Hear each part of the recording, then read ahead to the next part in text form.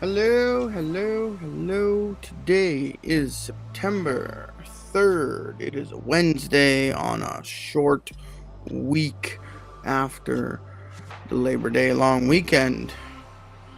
Here in Edmonton, Alberta, it is smoky with a side of darkness. Uh, Even though that was bright, but I got my handy light on here, so hopefully I don't look dark. Um, got the music on already. Hopefully I'm not muted already. Just gonna check to see if I'm showing up as live. Should be on. LinkedIn. Yes, I see I have gone live on LinkedIn. Good stuff. And I will also check on YouTube. The YouTube says, yes, I am currently live. So I'm ready to answer questions from either of those platforms. Just go ahead and put them in the chats. That is the biggest, most important thing. Of course, my name is Ian Hopfe. I am an HR consultant. I operate my own small business here in Edmonton, Alberta. And I'm also Indigenous, so I do some Indigenous Relations consulting also. And I'm also a facilitator for the KAIROS Blanket Exercise. And let's see, let's go here. Ask your questions in the comments. I will get to them as they pop up. Yesterday we got our first comment. It wasn't a question, it was just hey. So thank you for that. That really boosts my ego. Ask your questions. Today we are talking about gigs and hustles, side gigs, side hustles, everything you're doing outside of your normal job, your normal job, the things that you love, the things are your passion, the things that you hope one day will replace your income so that you can be that person doing what they love. And I want to talk about that today because it's what I've become trying to run my own business. You know what? Occasionally I see a really great job and I'm just like, oh, I love that. I want that. So I apply for it. And recently, by recently, I mean in the last 6 months to a year, the jobs that I have applied for, I haven't received an interview. Nothing. And I've got a whole bunch of experience and I'm not getting the jobs that I want. So I know everyone else is out there struggling and fighting, not getting the jobs they want and resorting to the side gigs or just the gigs that have become your life.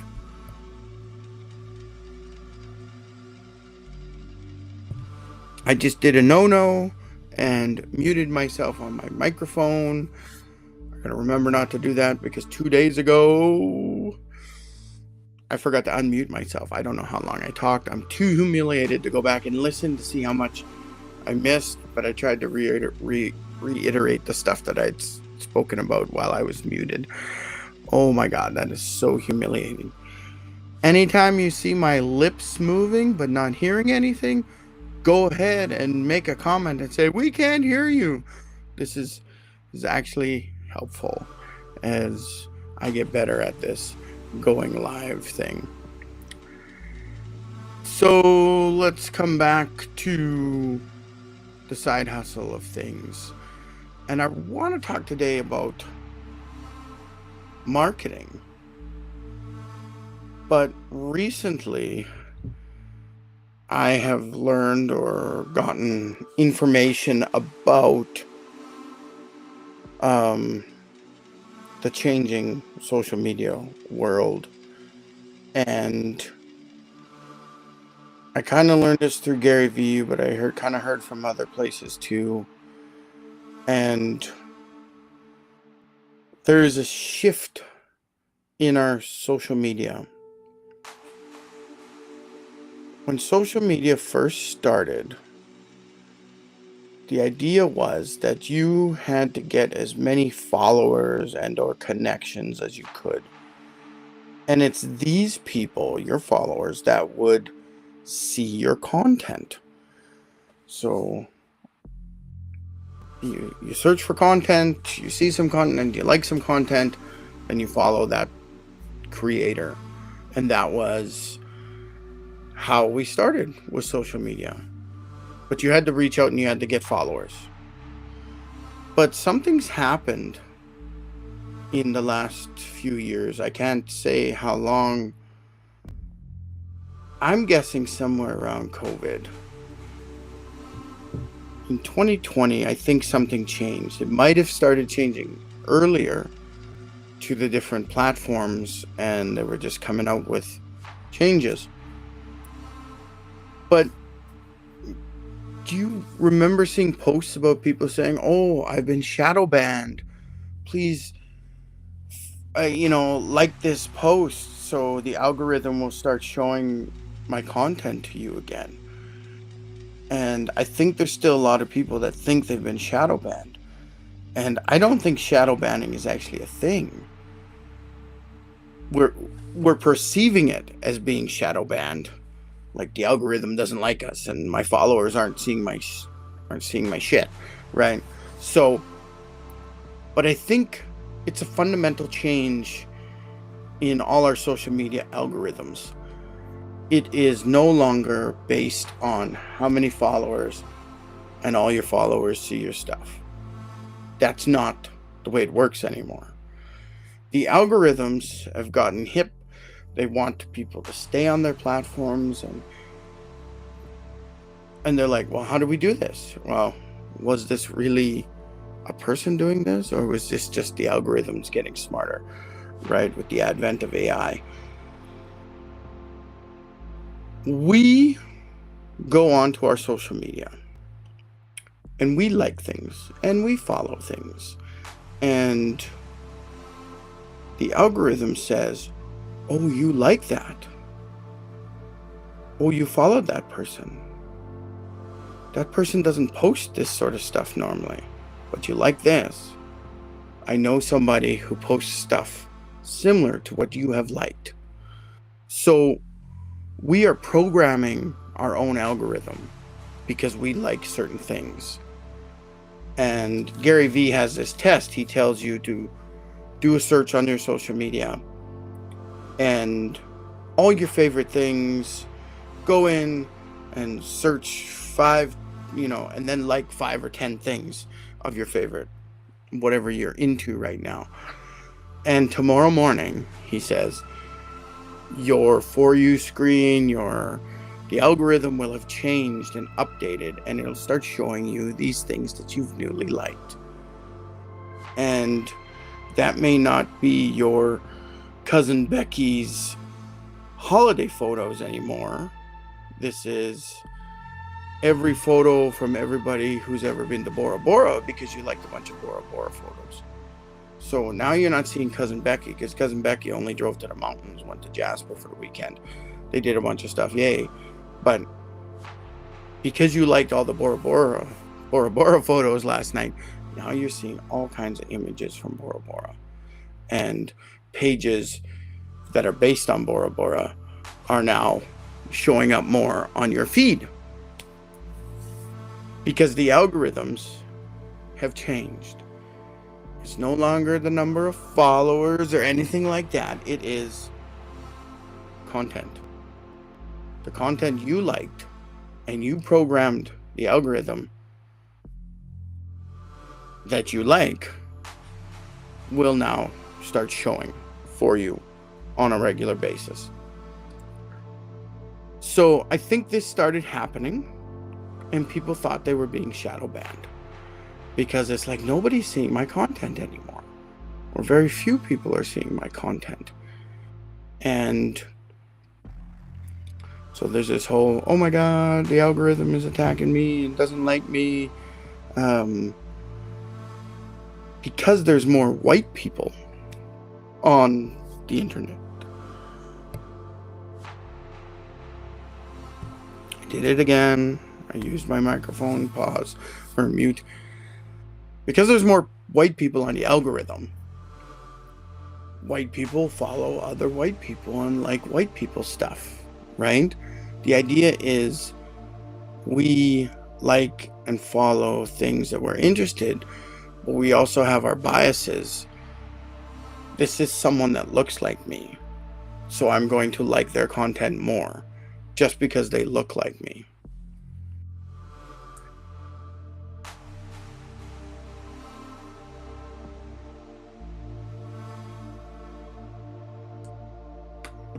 And that's just the way it works. We all have our covert biases, right? And we may not even be aware of them. I only like creators that look like me, right? So you're going to see that sort of information. So if there was right, you get it. If there's a creator that was doing well, and then all of a sudden they've stopped doing well, they think, oh, I've been shadow banned because I'm a person of color, or I'm Indigenous, or I'm a Black creator, or I'm an immigrant to this new country, and I've been shadow banned. Well, it's not shadow ban. It is the algorithm now saying, oh, all these people are more interested in this stuff, so we're not going to show your stuff to this group of people or these people anymore because they like other things. It's got nothing to do with your content necessarily, but it kind of does when you think about, I'm niching down, this is my territory, this is my content, I'm not trying to go out anymore. And this was more useful in the past. And I also think about bloggers who depended on traffic from the search engines like Google. They would niche way down in their topic and create extreme value in the niche, and they would get traffic. But of course, Google is changing things. And if you think about your content that you post now, like for instance, let's say you're a dental office and nobody's watching your content anymore. Well, that's because you only talk about dentistry. Nobody can find you if you expand a little bit and talk, you as the dentist, you might talk more about your interests. Like, oh, I hope everyone had a good long weekend. Me and my family went out to this place and we went golfing, and I just love golfing. If anyone wants to chat about golfing sometimes, let's make a comment and we'll talk about golf. I got this brand new set of golf clubs. Ooh, it's my first brand new pair. My last set was a hand-me-down from my dad or my cousin or my brother or whatever. You're a dentist talking about golfing. How many other golfers out there will now see your will now connect with you and realize, oh, this is a dentist in my neighborhood, or I need a new dentist, right? Suddenly that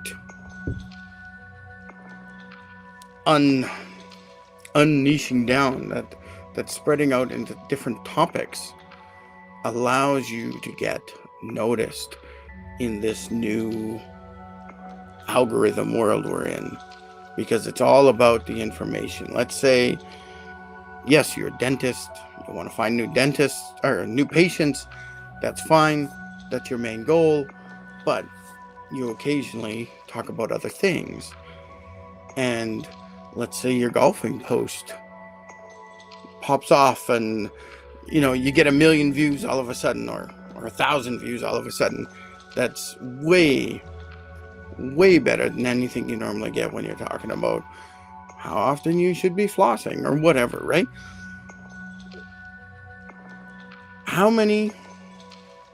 What percentage of those people, the 1,000 or the 1,000,000 people that saw that golfing video,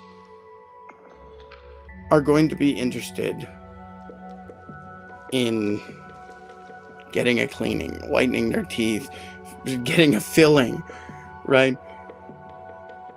I would argue that most of us, almost all of us, go to the dentist all the time.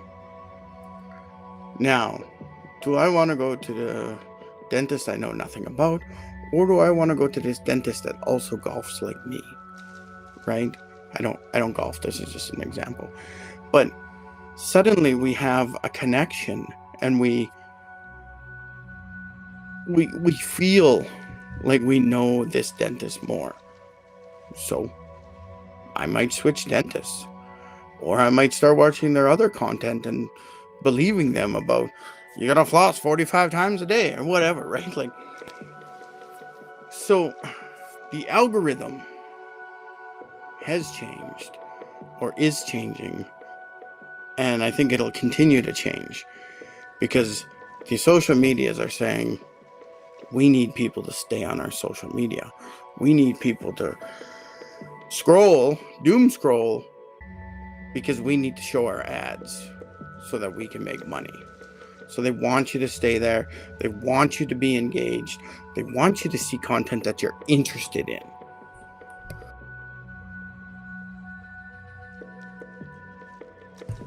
Even if you're following your grandma and she keeps posting about the knitting she's doing, you're not interested in knitting. You're going to continue to see the trading card information. You're going to see all kinds of posts about Dungeons and Dragons, because you play Dungeons and Dragons, right?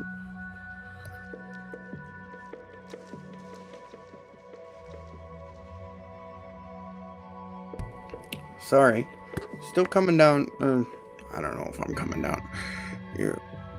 My wife got a cold last week. She's been coughing like crazy. I've got a little bit, but it hasn't been anywhere near as bad as hers. But it's enough to interrupt my lives. Of course, I decided to start going live when I'm sick. But the algorithm has changed. The proof is in the pudding. You're now seeing things that you are interested in. You're seeing related ads to that. And you're no longer seeing your grandma's knitting posts, right? The algorithm has changed.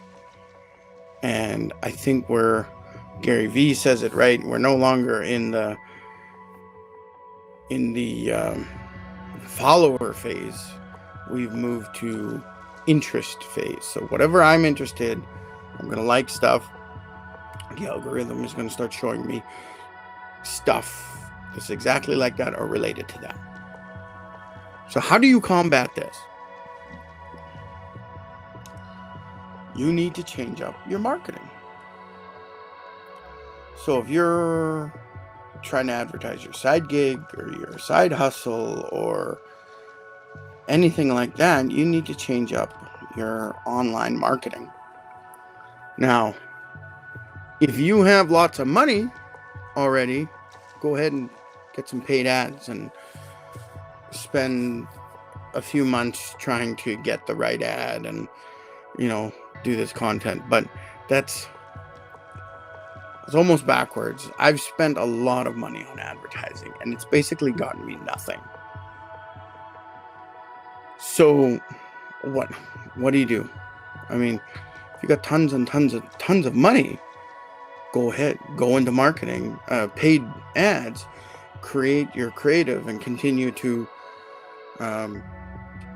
refine your creative and your ads. And it's a long process, and it takes a lot of money. You may not make any money until you find the right creative that starts popping off, right? It's gonna actually get people clicking and liking and following you and all that good stuff, right? But that's the expensive road.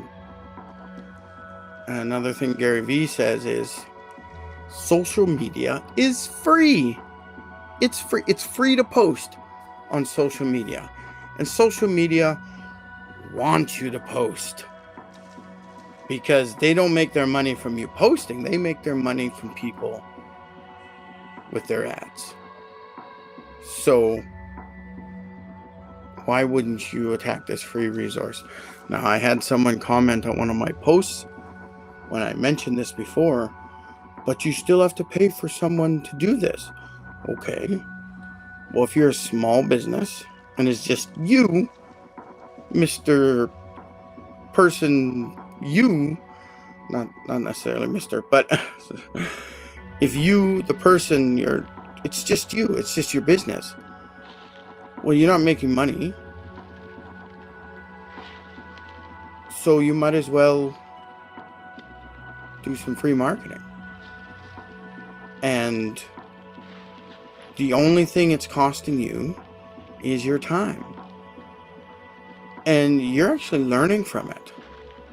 The different tools, you might pay for tools to help you. I do pay myself. I paid for a year's subscription of Restream.io. This is how I'm streaming right now.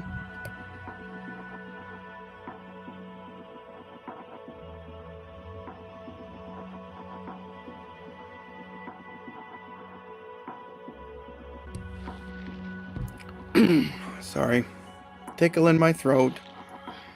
I paid for a year of this Restream.io so I could stream on LinkedIn, but it also allows me to stream on YouTube. It also allows me to stream, I think, 3 places at once, so I could choose someplace else. And I've decided not to right now, just because I don't think my market is on TikTok or necessarily on Facebook. I might guess Facebook's probably in between. It's probably someplace I could be streaming. Anyway, so I'm paying for some tools, yes, and I'm also paying for the premium on Canva, and I'm also paying for ChatGPT premium. And these are tools that I'm actively using. But I'm not paying for ads anymore. Caveat, unless there's a certain situation. I'm not paying for ads on a regular. The last go round I tried to learn how to do ads and try to make money. I spent about $6,000. And it's all on my credit card, and now I'm stuck in the hole trying to pay it off, right? So this ads, it's not a place for a small business to be. Caveat, there's one situation. And I'll talk about that in a bit. What you want to do, use the tools that you need. You don't necessarily need to go live like I do. But Gary Vee will tell you, go live, go live, go live. Right? But certainly be posting videos if you can. And you need to be posting 3 or more times per day on whichever social media where your target market is. If you're B2B like me, it limits where you should be. But if you're B2C, say I'm selling, I don't know, maybe I'm just straight up selling my t-shirts, from TeePublic. In space, HR can't hear you scream, scan this, go buy my t-shirt, and I'll make like $1.50 or $2 or something off this t-shirt. If I was selling my designs like this, then I would be going live in different places, right? If it was just, I'm selling t-shirts, I'm selling mugs, I'm selling hats, I would be on something different.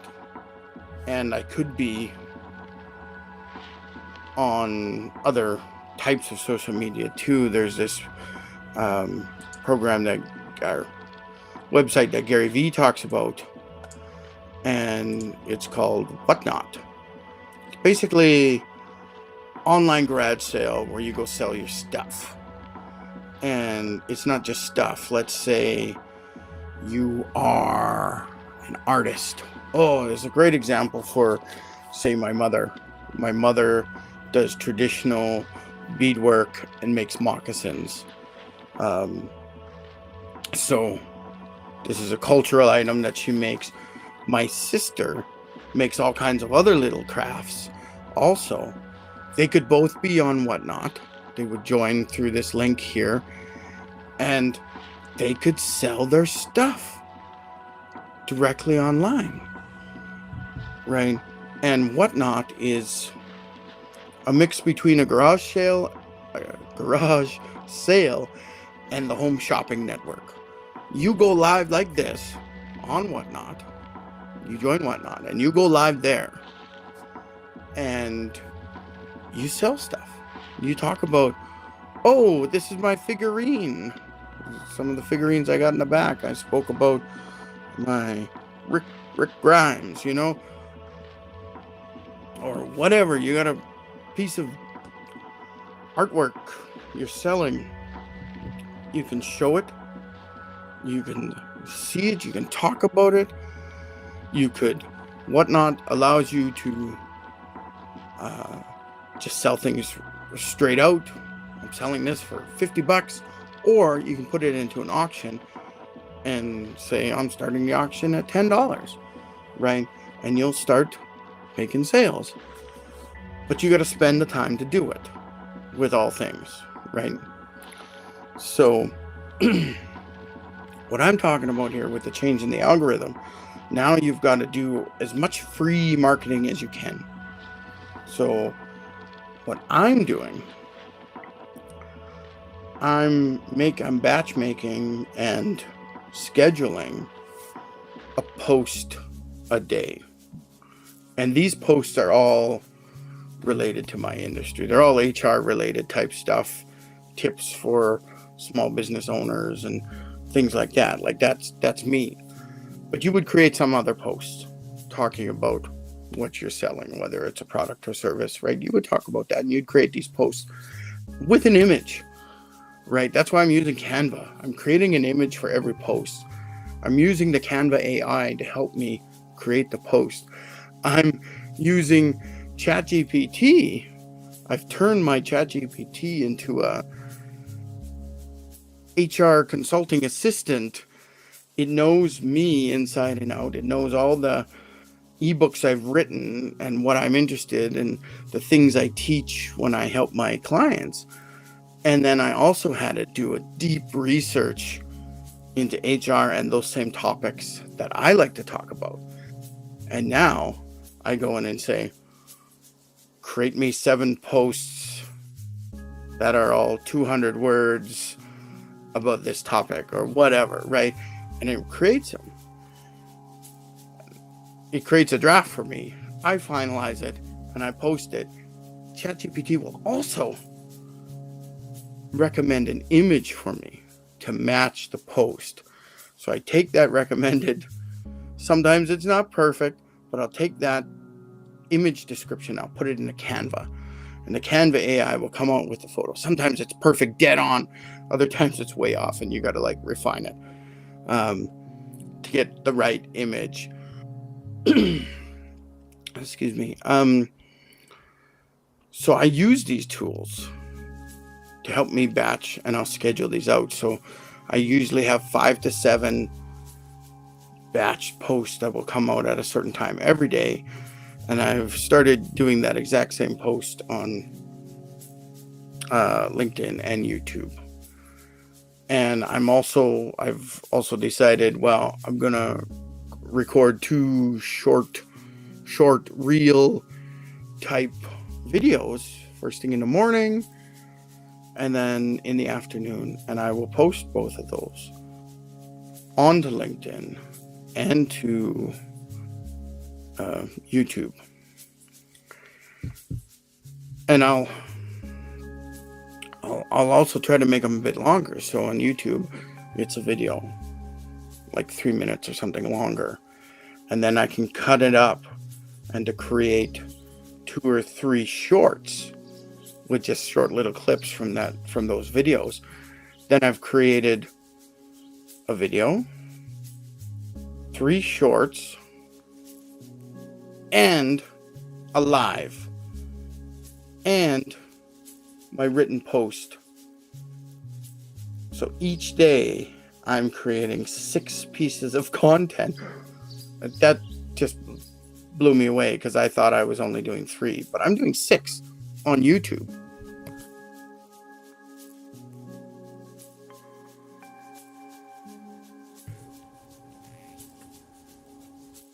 So that's 6 pieces of content I'm doing a day on YouTube. And I'm not doing the shorts on LinkedIn. I'm doing the morning video, the afternoon video, I'm doing the live, and I'm doing the written post. So I'm doing 4 on LinkedIn. And weekly on LinkedIn, I'm starting to write an article at least once a week. And that usually comes out on Wednesdays now, moving forward. And so on Wednesdays, I'm doing 5 pieces of content.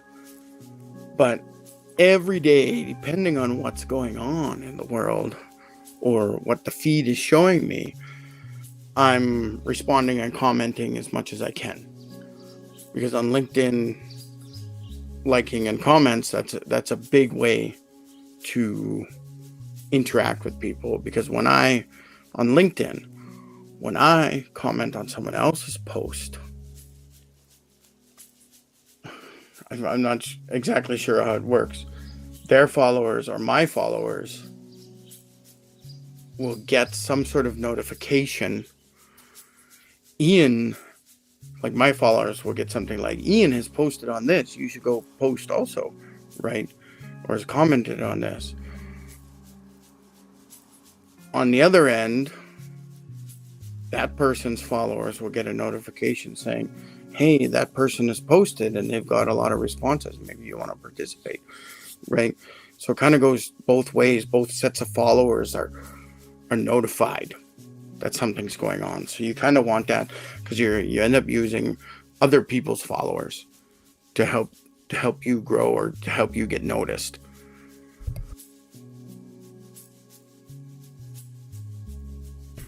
Sorry about that. I'm just coughing up a storm. Anyway, so I'm doing all this content. I'm doing anywhere from 4 to 6 pieces of content per day on 2 platforms that are targeted. Well, my clients are here. My target clients for HR are just about any organization with 99 or less employees that don't have a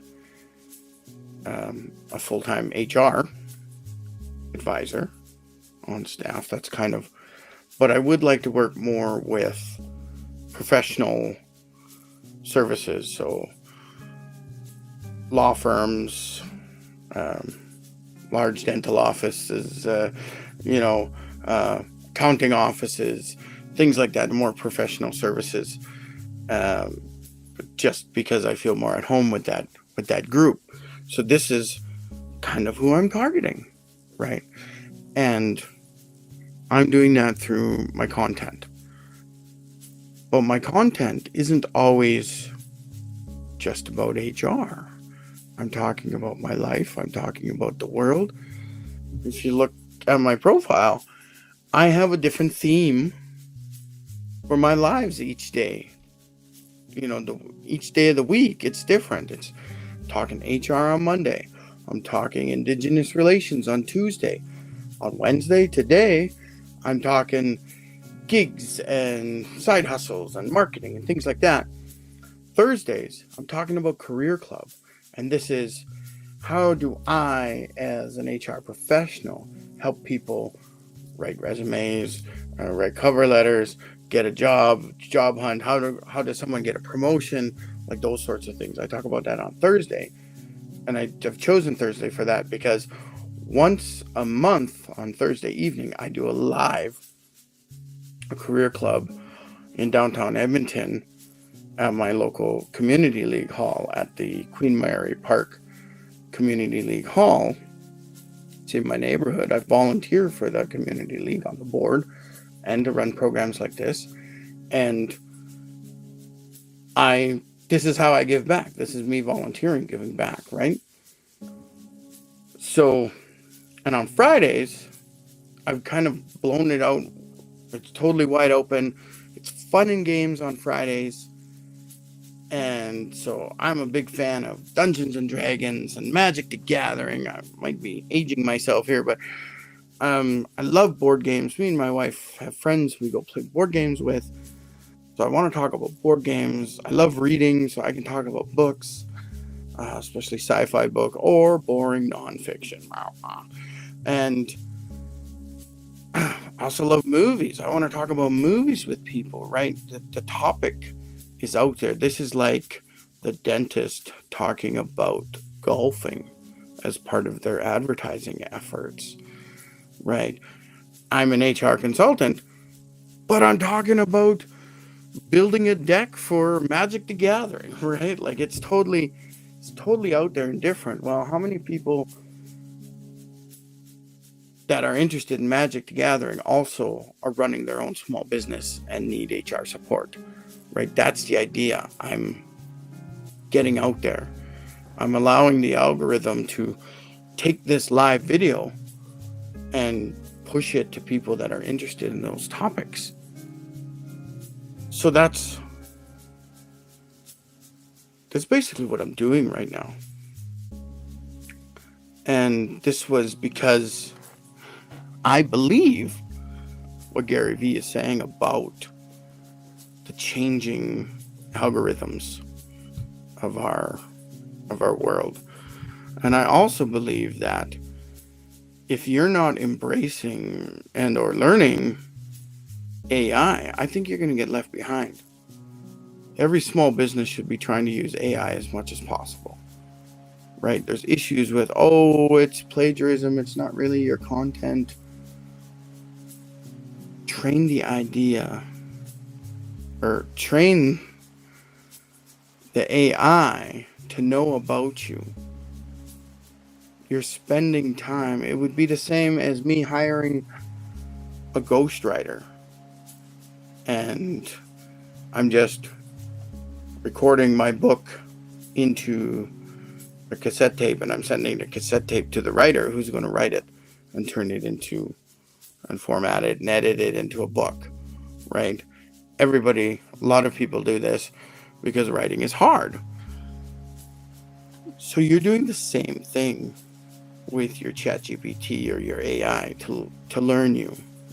And you could just do a thought dump into the chat and say, hey, ChatGPT, today I want to talk about this topic and what I think about it. And then after we're done this, I'm going to need you to do additional research to find evidence or to find references to prove what I think about this topic, right?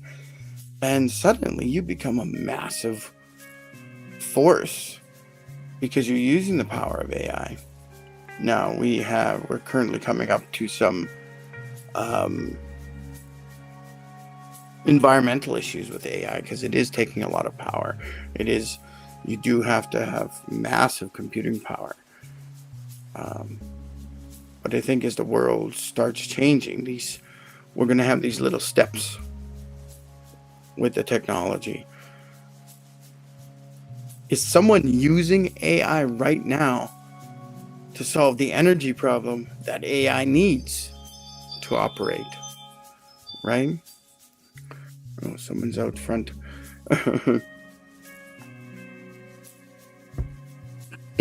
Sorry if you heard the chime. That's my front door. My wife and my mother-in-law are going to a medical appointment. So they're going out the front door. So if you keep hearing that chime, I didn't bother to turn it off. I wasn't thinking, but whatever. No big deal. This is live. This is raw. Someone just phoned me. Look, I don't answer the phone, especially if I don't know who you are, what you're calling for. Leave a message.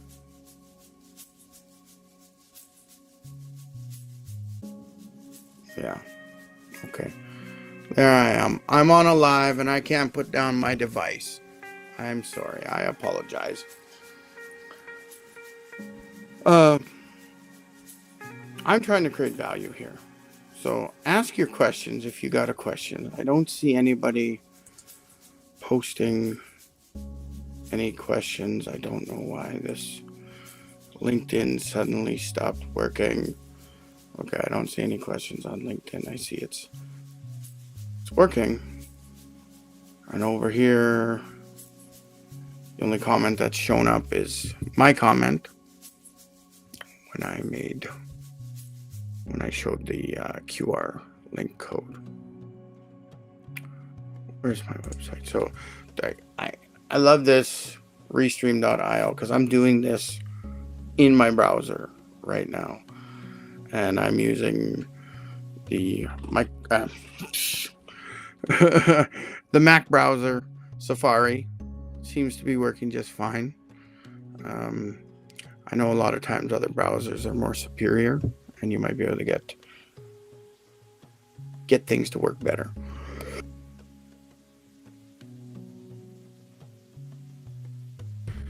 Oh, sorry again. So that's a big change, right? We're talking about trying to get followers so they'll see my content. But now I'm creating content that will get pushed to people that are interested in my content.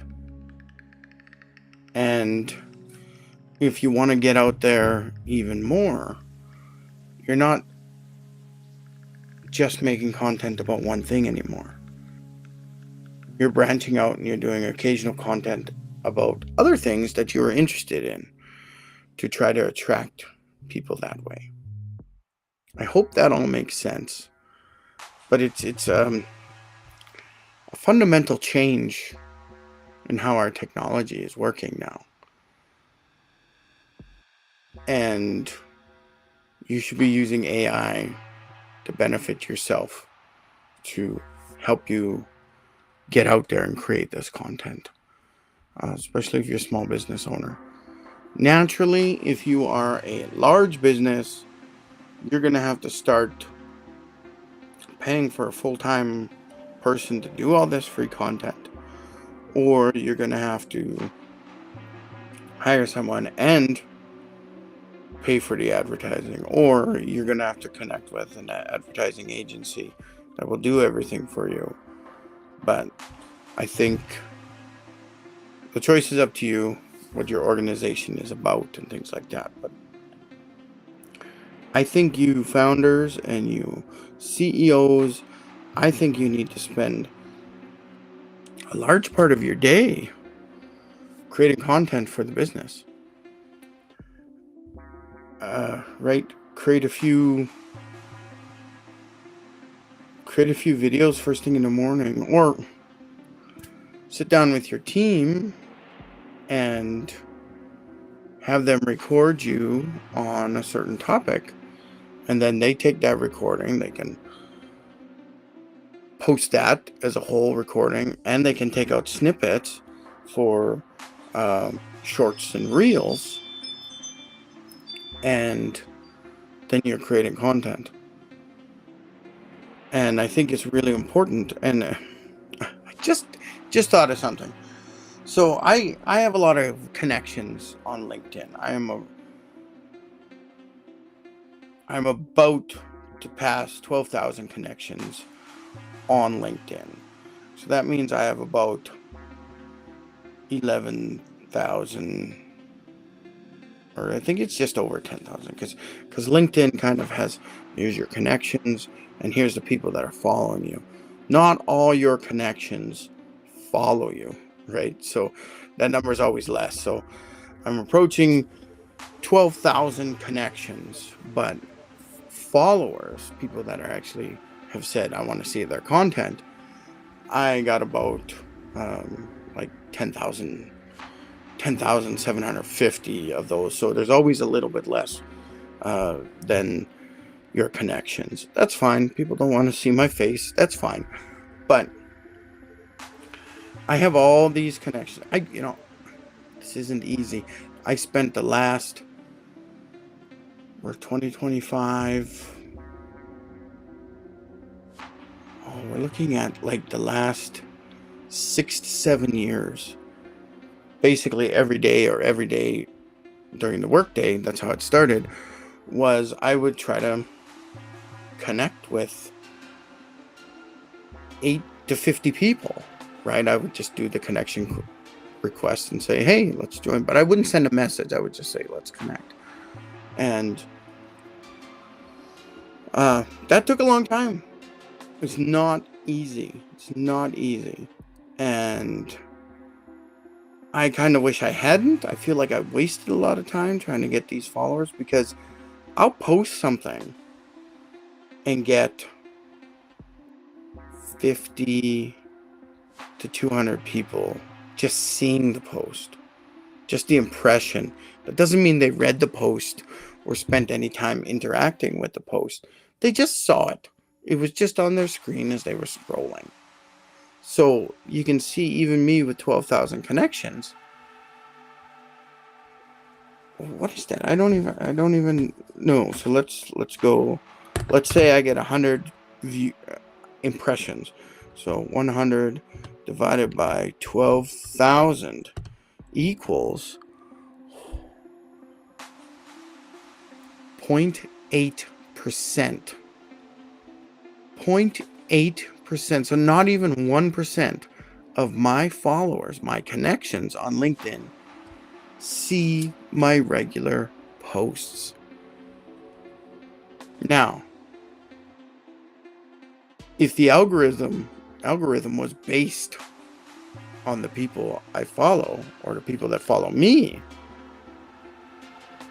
don't you think I would be getting more like 10,000 to 12,000 people seeing my post, the impression of my post? Like, why isn't that? Why am I only getting 100 people seeing my post? It's because the algorithm is different. Only 0.8% of the people that follow me are interested, or have indicated on LinkedIn that they're interested in my content and the stuff I write about. So everyone else doesn't see it. I spent the last 6-7 years trying to get all these followers and connections and trying to be proud of it, but it's done nothing for me, basically. So I'm not saying don't do it, because it's the nature of your business. Do it, but don't rely on it, and don't gauge your success on how many followers you have anymore. Once upon a time, yes, 1 million followers was awesome and probably doing great. But now, the algorithm is not showing your content because those people are just really aren't interested in your content. So you got to find a way to reach out and get more people, and changing your tactics up, posting about things other than just dentistry, right? That felt like a ramble, because I've lost what I was going to talk about.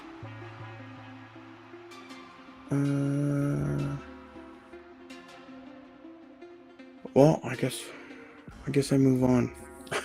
Or I make something up and continue rambling about that. With the change in the algorithm, you need to adapt. And I'm doing what I've dubbed the 333 challenge. I'm doing at least 3 posts a day for 30 days for 3 months. So every day of the month, I'm posting at least 3 pieces of content, whether it's just my written ones that I've scheduled, but I'm trying to also make the daily videos, at least 2 of them. So even if I don't go live, I still get 3 types of content up, or 3 pieces of content. The live is not technically part of my 333 challenge. The live came out of the fact that I need to start connecting with my followers, or with the people interested in my content. I need to give you a way to ask me questions. I want questions. Ask your questions in the comments, right? I don't know how long it's going to take to start getting a few viewers that actually start asking real questions. I don't know how long it's going to take. But with the 333 challenge, I am going to continue doing lives during the day, or during the weekday. I'm not going live on weekends. I might go live on something like Whatnot on the weekends. I got some old trading cards and things that I might want to sell and stuff like that. So I'm still debating that, but I'm not making it part of my regular daily, because it doesn't feel like the location for me, my content. Right? If you were in that, or in some sort of industry that has to do with selling stuff, then you should be on Whatnot, because people go to Whatnot to purchase stuff, right? Whatnot here. Join here. Join with my link, because I get a bonus if you join.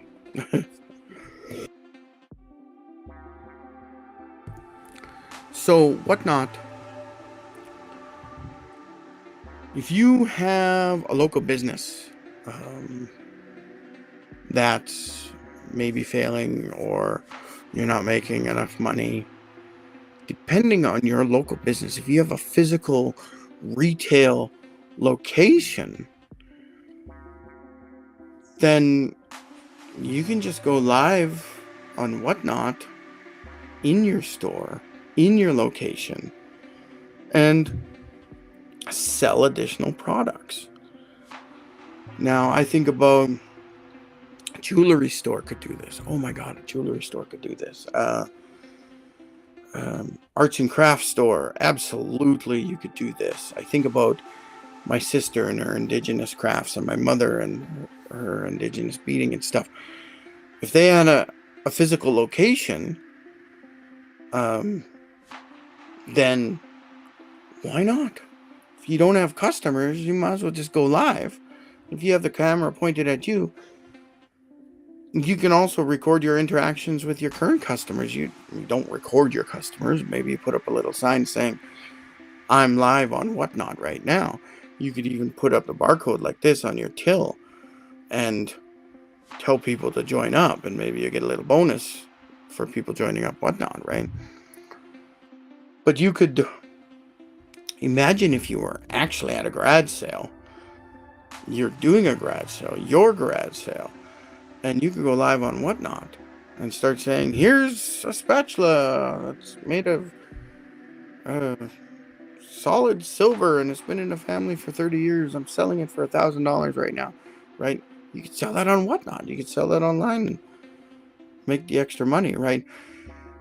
I think any business that sells stuff could go on Whatnot.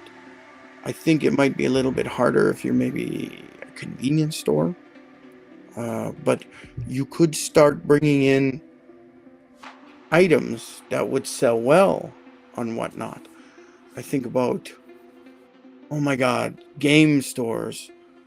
It breaks my heart. I see these gaming stores where they sell board games, and they're into trading cards, and stuff like that. I see them closing down, and it's like breaking my heart because I don't go there enough. I can't afford the stuff that often, but I'm interested in that stuff. So it breaks my heart when I see a game store close.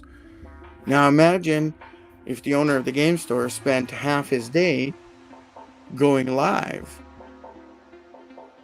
on Whatnot, selling items and shipping items and doubling their profits, doubling their revenue each day, right? How could you,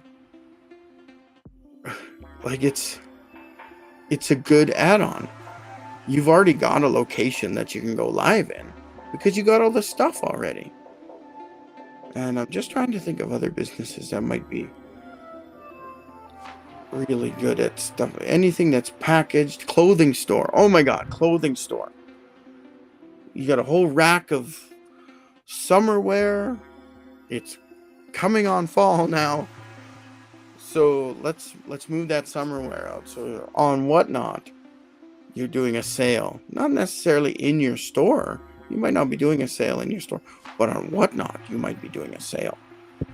Because you've got 50 of these super thin summertime t-shirts that you need to get rid of to make room for the winter. Sell them on Whatnot. And you could even, and like, you put them on discount just to move them.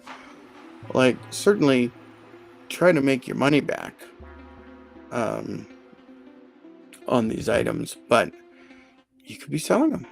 Shoe store. Oh my God. People collect shoes. Imagine if you have a shoe store and you're just selling shoes online, right? Like, that is, if you normally sell 50 pairs of shoes per day, how many more could you sell online? If you can do another 50 shoes online, suddenly you're a profitable business, right? And maybe you're gaining some extra clout and some extra advertising by being live on Whatnot. You got to be creative. I don't think you could be a sandwich shop or anything like that, but something where you have a physical product that you can sell. Art supply store. There's an art supply store just up the road from me. I've been in there a couple times getting art for friends and families, gifts and things like that. But imagine if you had one person in the store and their job was to just move old art supplies. I don't know if there's a date on paints or whatever. Maybe oil paints start to get dry after 2 years and you got to get rid of this stock. Right. I don't know the industry, but just selling bulk items, like, here's a pack of our top selling oil paints. Here's the top 10 oil paints that our customers always purchase. You can get it today for 25% off on Whatnot, right? And you're selling online. And in that Whatnot, you could have a local artist, or maybe a staff member as a local artist, painting. So you got someone set up in the corner and they're painting. And every time they pull out a new paint, they say, look, this brand of paint, this color of paint, this is what it looks like when I use it. And then you say, click this link to purchase it. This paint, you've got 500 in stock in this little paint thingy, right? Suddenly you're making some sales because Dragon Crimson Dark Red is like this super wicked dark color, and you can use it on a painting like this, right? And this is a paintbrush I'm using for this. This is the type of brushes we have. You get a 5-pack for X amount of dollars. Just purchase it here. You just have someone just standing there all day demonstrating the different products. Each day, you bring in a different artist or someone who can demonstrate the different crafts, right? This is my crafting book. This is what we're going to do today. You can use this special stamp. We only have 5 in stock, but you can order it now, right? So get creative. If you have a physical location that you're selling stuff, get on Whatnot or some other social selling. That's what it's called. Social selling. And you need to get creative. If you got a brick and mortar business, you're paying for rent, you got all kinds of overhead. I mean, if you're working from home when you're an artist or a collector or something, get on Whatnot, sell your stuff. Maybe you find some good stuff and you purchase it yourself too. Maybe you can flip some stuff. Oh my God. Garage sailors. We have a friend's mom. She just loves garage sailing. We gave her some money one year and told her these are some items we're looking for. And she found them at the garage sale for us. That was one of our first lawnmowers we got when we moved into this house. She managed to find it for $20. It was just like, oh, amazing. Okay. Now imagine you're on Whatnot. You purchased this lawnmower for $20. But in the store, this lawnmower is $200. Now you're on Whatnot and you're like, I'm selling this lawnmower for $50. Okay, lawnmower is a bad example. It's probably a lot of shipping, but the purchaser pays for the shipping, not you. Maybe you found other little items, tchotchkes or decorations or whatever, right? And now you're flipping these. You're flipping these small items. Trading cards you found, old comics, old collectibles. Maybe it's not a full set, so they're saying, oh, well, I'll give you the full set for $50. Well, now you can come online at Whatnot, sell each one for $50, and there's like 10 of them, right? So if you're a garage sailor, yeah, absolutely, get on here. So you go live from your garage. You line up all the stuff that you went garage sailing this past weekend, and then all this week, you go live in the evenings after work, after your job, and you try to sell everything online. I mean, oh my God, social selling on Whatnot. So it's definitely something that I'm interested in. I just don't have time, and I'm not quite sure what I want to do because I don't have a business, or I don't go garage selling. Maybe I should start going garage selling. But I am going to have to sneak to the washroom. I'll be back, but I'm going to put the screen on. Be right back. Okay, I'll be back.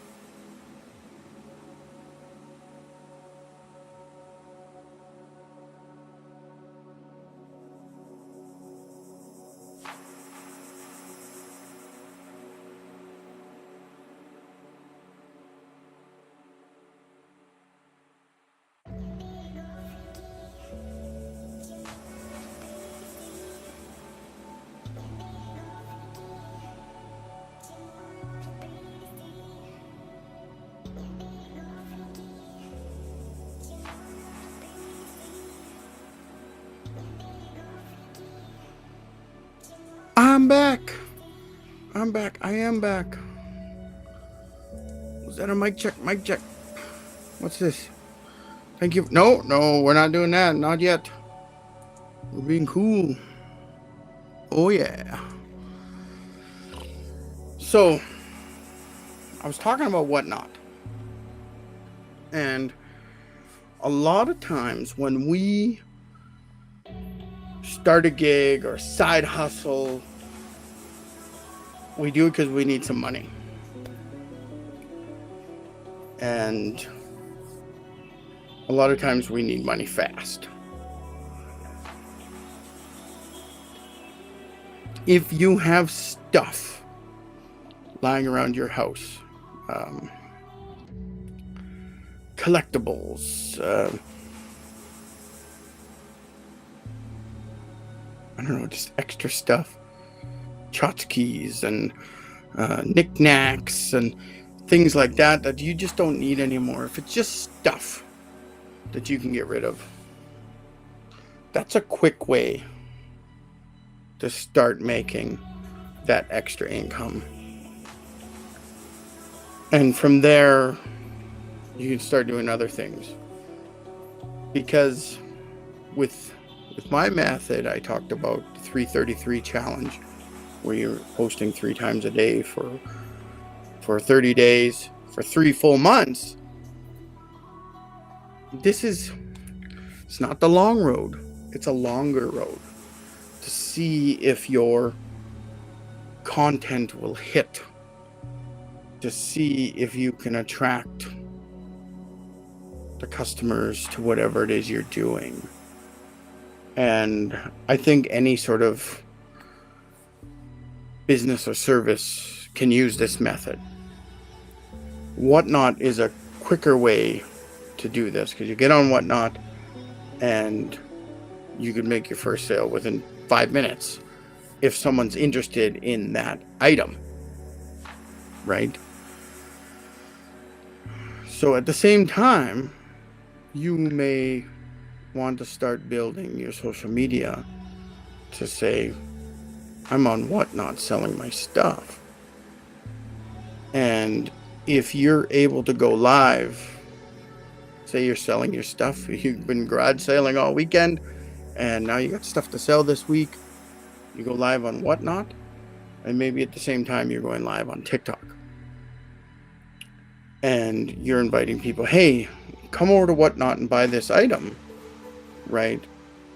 So you're able to stretch out and find your client base or the people that might be interested in what you got. And in the meantime, if you don't want to go live in two places at the same time, so you take a short video of every item you just purchased this weekend at the garage sales, and you're like, look at this item, it's still in the package, it's brand new, I'm going to be selling this week on Whatnot. Join me on Whatnot, links in the bio, right? And then you're just linking to Whatnot. People join up Whatnot underneath you. And if you get people to sign up to Whatnot, they'll give you a bonus money for you to purchase other items. But you can also sign up to their affiliate program. So you could make money from advertising Whatnot. Now, I did apply for that affiliate program. I don't think it's come through. I think they might need a little more proof for followers that you can send people to their affiliate program. But so you create these little videos for TikTok saying, hey, I got this great item, follow me on Whatnot if you want to come purchase it, right? And you just keep making those TikTok videos. And again, you should be making multiple videos a day, at least 3. But some of these faster social posting places, you might need a lot more. You might be doing 10 a day or something like that, right? But people are still going to see your content because it's going to show up on their For You page. Whereas with TikTok, you have the For You page. This is stuff that you're truly interested in. But they still have the follower section where you click on it. And it's just people you follow. And you just see their stuff. Right? But you don't get suggested other content. So, and I think most people go through their For You page daily when they're on TikTok. So certainly you want to be trying to expand that content out as much as possible. And I think that could really increase your sales on Whatnot if you're using the social media to just direct people to Whatnot. Because you could also be doing this. You could post those same videos on TikTok as Reels on Instagram. So you're using Instagram and TikTok, and all you're doing is driving people to your Whatnot where you're selling your stuff or your grad selling stuff. Now imagine this combo if you are a jewelry store or a game store or a clothing store, a hat store or a shoe store. If you've already got that going and you're already thinking, oh, I'm using the social media, well, let's change it up a little bit. Let's make it so you can directly make sales online, as opposed to saying, look at this new stock we got, come on down to the store and come purchase it. Right? Maybe you're more specific. We got this special type of shoe, we only got 6 in stock, you better come down and purchase it. Wow. Imagine if you say, I only got 6 in stock, but the first 6 people to come to our Whatnot and purchase it from us will get them. Right? All of a sudden you got instant sales. You don't have someone who says, oh, maybe this Saturday I'll go down to the store and go see if they still have some left. As opposed to, I'm purchasing that right now, man.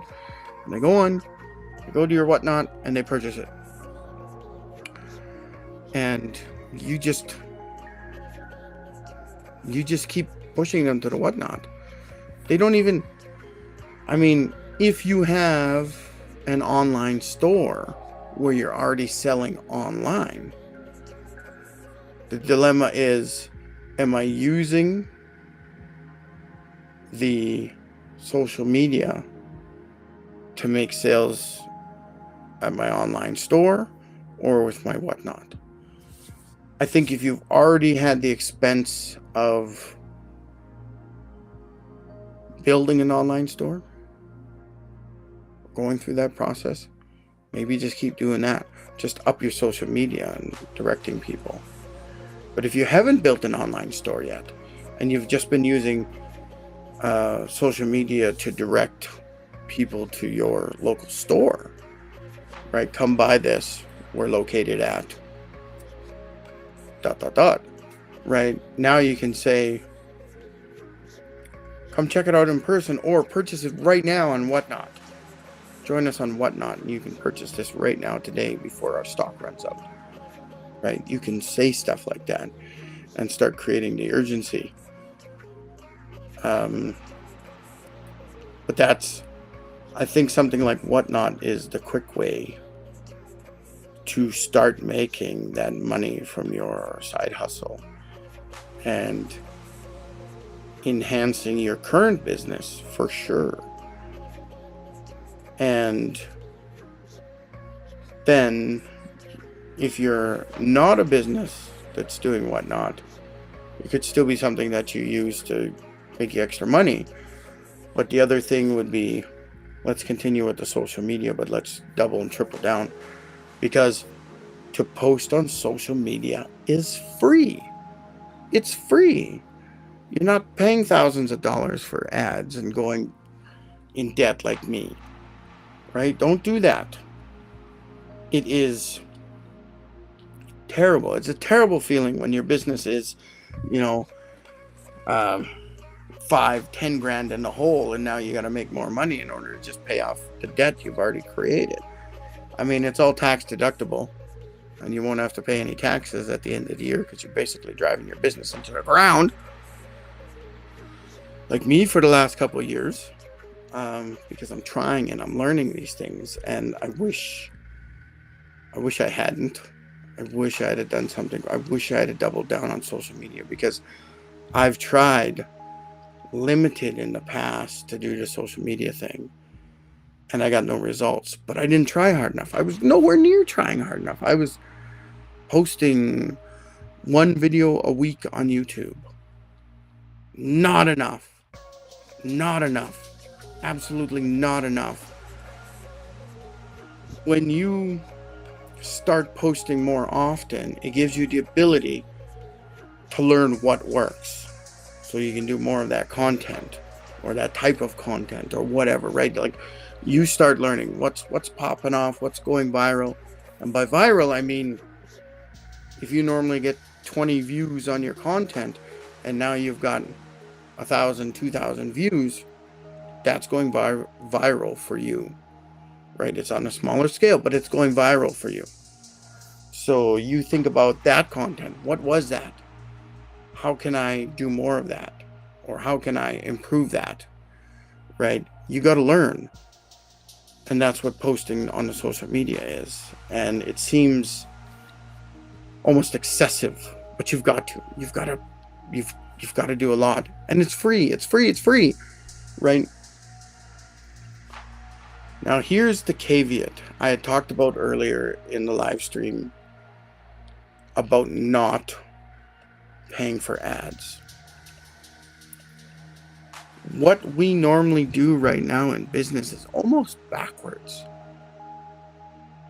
We create an ad, and then we put big money into run that ad someplace. And it's expensive. And we don't know if we're actually benefiting from it. It's a little more ambiguous. And we can say, oh, it's brand building. So even if our revenue doesn't go up, we continue to build our brand. There's no sense in brand building and spending money on brand building if you're not making more revenue. That's silly. So I don't want to say you're doing it wrong, but you might be doing it wrong. So what you want to do with our world of changing social media from followers to content, make as much content as you can. Different types of content, related content. It doesn't have to be, I'm a shoe store, I'm only going to talk about shoes. No, you start talking about sports and um, just other things, clothing in general, right? You start talking about that stuff and um, what the staff is doing on the weekends. Oh, Mark, he went out golfing and was wearing this type of shoe or whatever, right? Like, it doesn't necessarily have to be just sales, sales, sales.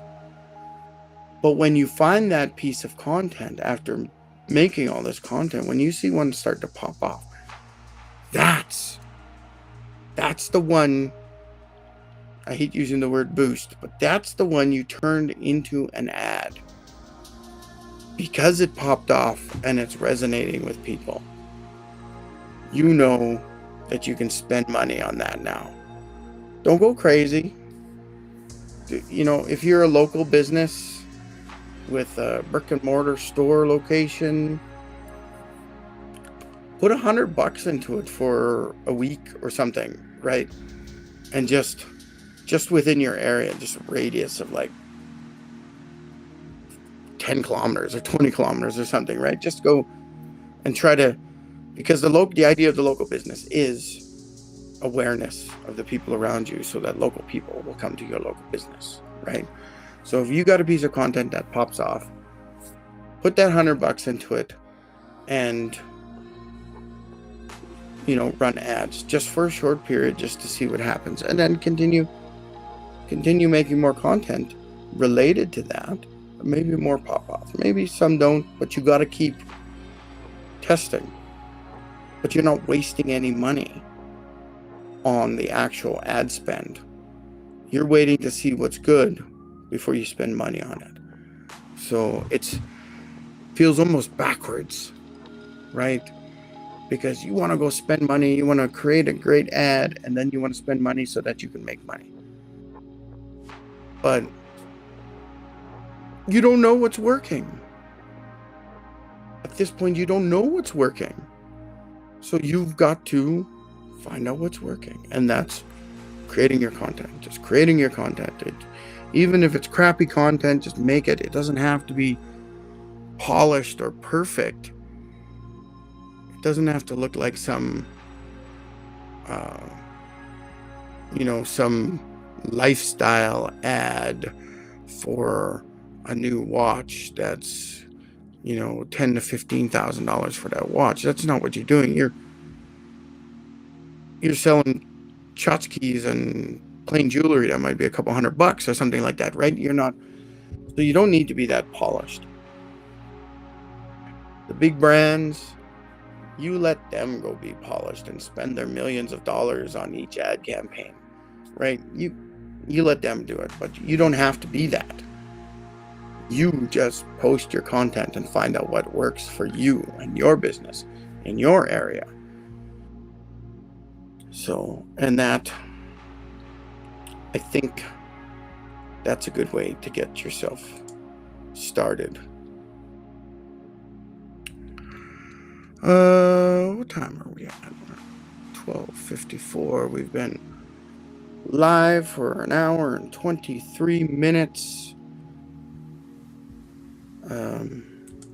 Going live, it makes me feel like Christian Slater in the movie Pump Up the Volume. I can't even remember the words. He's a pirate radio operator, and he's fighting against the injustice at his high school,